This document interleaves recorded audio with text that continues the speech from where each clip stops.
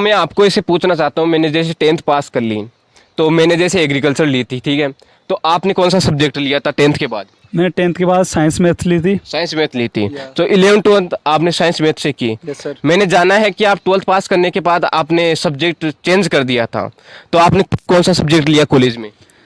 मैंने 12th तो science math की थी, फिर बाद में मतलब कॉलेज के अंदर मैंने बीए कर लिया था, क्योंकि फिर मैं इतना तो बीए कर लिया, तो आपने फिर साइंस मैथ से क्यों नहीं की भाई? बीए क्यों की भाई? ऐसा आपको क्यों लगा कि मुझे बीए कर लेनी चाहिए? तो मेरी फैमिली की कंडीशन थी इतनी अच्छी नहीं थी कि मुझे आगे मतलब बीएससी कराए, फिर बाद 3 साल में बीएससी में लगाऊं, फिर बाद में जाके ये सरकारी नौकरी की तैयारी करनी थी मुझे। तो इससे तो अच्छा है कि मैं मेरी कॉलेज बीए भी हो जाए, साथ में कंपटीशन की तैयारी भी कर लूँ। 3 साल इधर मैं कंपटीशन में लगाऊंगा, उधर मतलब बीएससी में करूँगा, तो वो क्या मतलब मैं कॉलेज में जाऊँगा, कुछ में मतलब नहीं रहेगा। तो इसलिए मैंने फिर बीएससी ना करके मैंने बीए ज्वाइन किया था।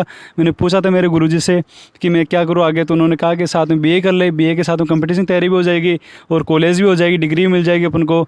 तो इसलिए मैंने फिर बीए किया था मैंने। देखो ये बात समझने वाली है, क्योंकि हम 10th पास करते हैं ना, तब हमें कोई नादानी में है ना, सब्जेक्ट क्या पता क्या ले लेते हैं, पता ही नहीं चलता, किसी के कहने में ले लेते हैं या फिर मतलब समझ में नहीं आता कि एक सब्जेक्ट ले लेते हैं।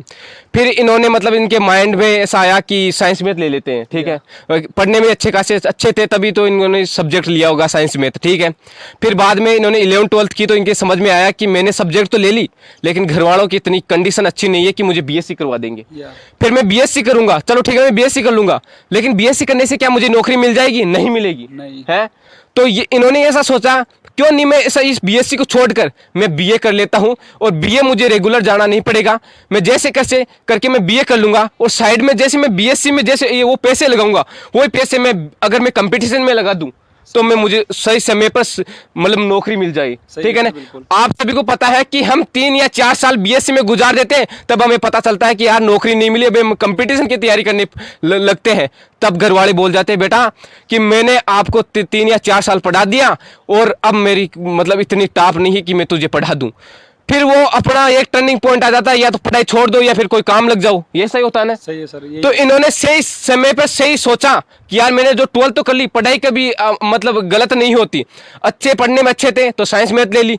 अगर इन्होंने सोचा कि अब मैं बीए कर लेता हूं, क्योंकि आपको पता है कि कंपटीशन में हर सब्जेक्ट आता है, तो बीए साइड में चलती रहेगी और मैं कंपटीशन की साइड में तैयारी कर लूंगा, ठीक है, और मैं जल्द ही नौकरी पा लूंगा। क्योंकि मैं आपको बता देता हूं कि जब गरीब परिवार से, किसान परिवार से हम बिलोंग करते हैं, तो हमें नौकरी की आवश्यकता होती है, बिल्कुल कि मैं कैसे जैसे नौकरी लग जाऊं, ये होता है ना। ये बिल्कुल ये होता है कि मैं कैसे जैसे नौकरी लग जाऊं और मेरे माँ बाप का सपना साकार कर दूं, और जो मैंने सपना पाला है वो भी मैं सच में बदल दूं, ठीक है।